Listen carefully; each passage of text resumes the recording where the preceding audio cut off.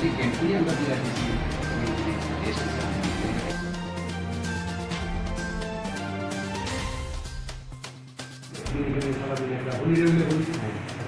Special candidate করার জন্য কাগজপত্র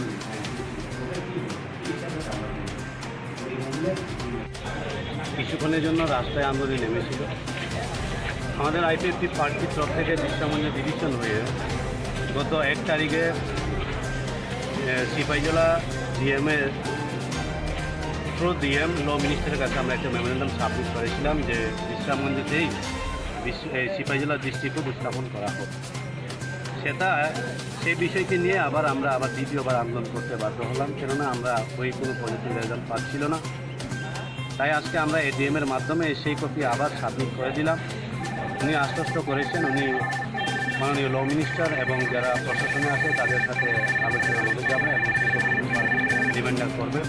আশা করি আমরা সিপাহীজলা ডিস্ট্রিক্টেই ডিস্ট্রিক্টটা বিশ্রামগঞ্জে স্থাপন করতে পারবো, কারণ আমরা সিপাহীজলা ডিস্ট্রিক্ট দেখেছি। সারাটা সিপাহীজলা ডিস্ট্রিক্টে যদি আপনারা নজর ঘুরিয়ে দেখেন তাহলে মিডল সাইজ বিশ্রামগঞ্জ বাদে কোনোটা নেই।